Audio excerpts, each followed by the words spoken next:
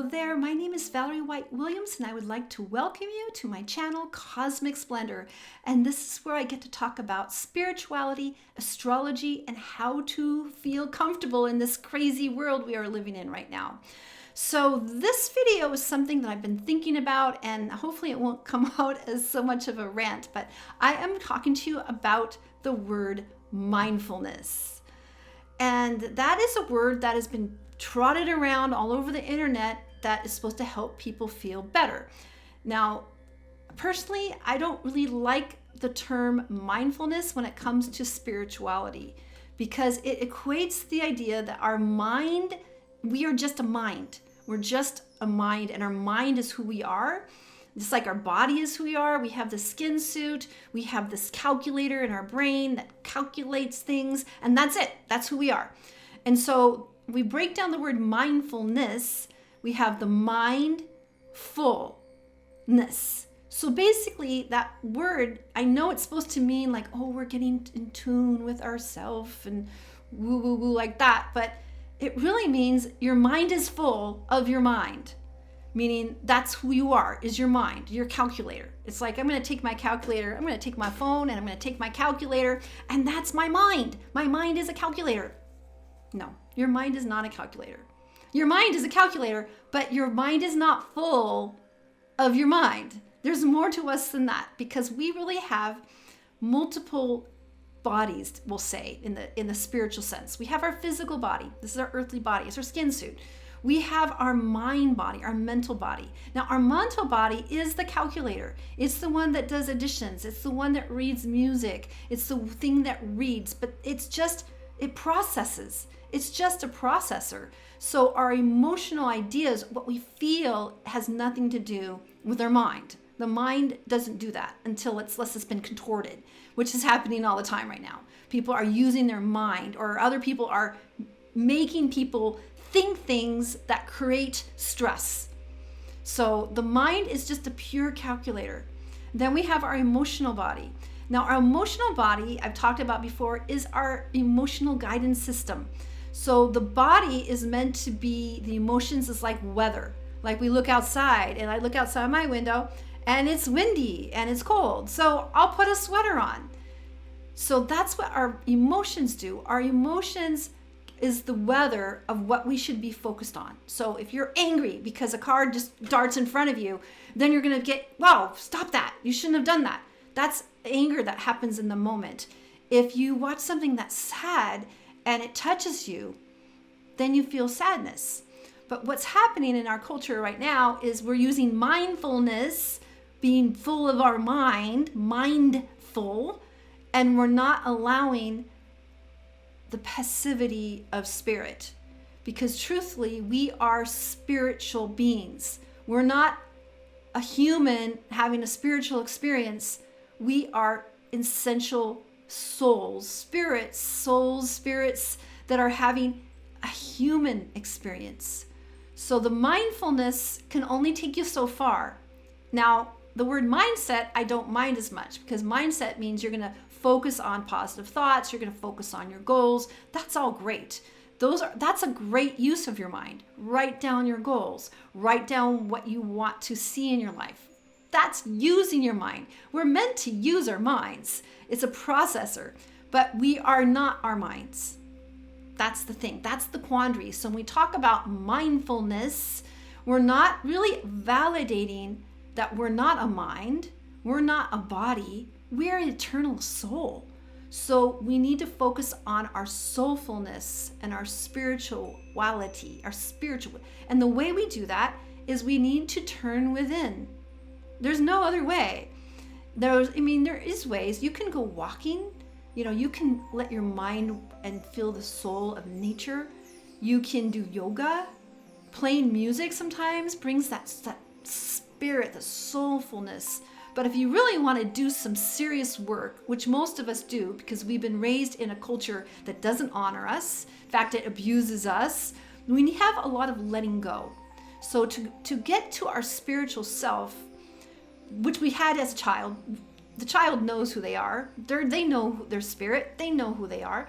But we were programmed now to think, go to school, make sure it's okay, make sure the authorities are approving for us. I mean, that's what's going on all over. Everybody wants to suck up to the authorities because they know. Maybe they have an ulterior motive. So if you're stuck in your mind, that's what's going to happen to you. You're going to be trapped in that mindfulness. What you have to do is step away from the mind and step into your center of your head, which I have a video about, talking about. So the mental mind needs to turn off. So if you're trying to get into some deep healing, the mental mind is only going to help you so much. And in fact, some ways it's going to be a hindrance. So you need to find a practice that allows you to turn off your mental mind and focus on just being silent and allowing things to come. And if you have a lot of pain and anger issues or past time pain, abuse, you need to develop a practice where you can allow yourself to diffuse the pictures, the memories. That's what they taught us in CDM. There's pictures. We have pictures from our memories, our trauma, our past, our happiness, things like that. And there's emotional energy in it. There's energy in it. And when that energy is still there, it's active in our system. And then that's what triggers. That's when we get the triggering happening, which is, of course, everybody's triggered. Everybody's like giant porcupine, triggering everybody. But the thing is that the more work you do spiritually, not mindfulness, but spiritually, that stuff is going to pass through you. You won't be engaged. You won't be Velcro. We used to have this thing called body of Velcro. Because attach all this crap, and you don't have to allow it. You can go, whoa, that's I don't need that.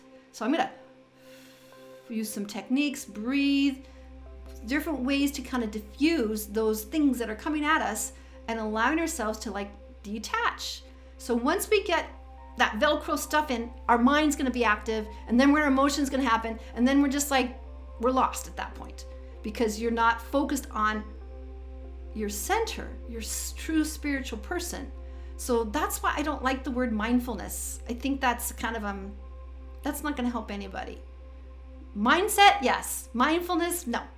Because we want to be spiritually minded. We want to be in tune with our, I hate the word higher self, because it's not higher, it's with us, our soul essence. And we have to do a lot of clearing to get clear with who we are, why we are here, and get to a place where we're neutral. We're not going to be triggered by all this stuff going on. And trust me, I mean, I get this too. I'm not like always ozoning, happy all the time. But, you know, things trigger me too. But when I get triggered, I realize that I have to kind of like do something else, get some humor, step back, do some meditation, and use some breath to let go of all that stuff that's coming at you. Because we are in control of our aura. No one can make you feel an emotion. You create the emotions within. They can try to trigger it, but unless it's something that's happened to you in the moment, then it's kind of a fake emotion or a phantom emotion, as I like to say. And so mentally triggering people, emotionally triggering people, that's a pure recipe for people that are going to be easily manipulated, easily taking advice from people that maybe don't have their best interest at heart because they don't know their inner self. That's the task that we have to do. Not be mindful, not have a mind full of thoughts rambling around, but to get back in the center of our head and take back the pilot seat of our body, which is the center of our head.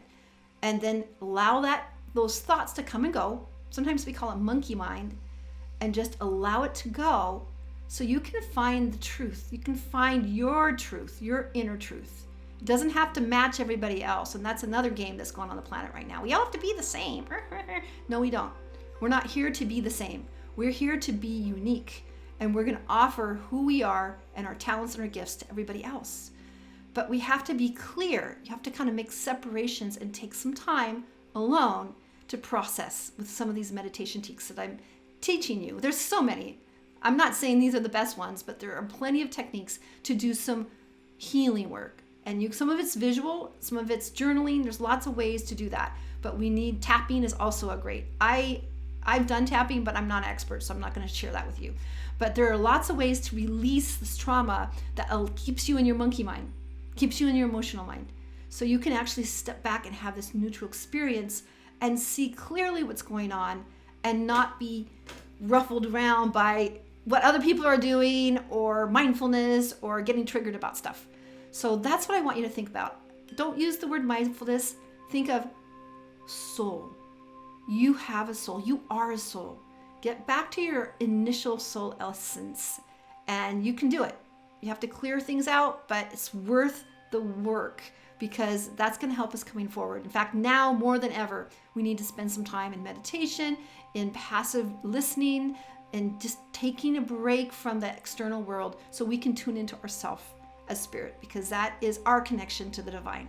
All right, I hope this helped for you guys. I'd love to hear what helps you get back to your spiritual essence, what techniques you like to use. Please put them in the comments below because I can't wait to hear about it.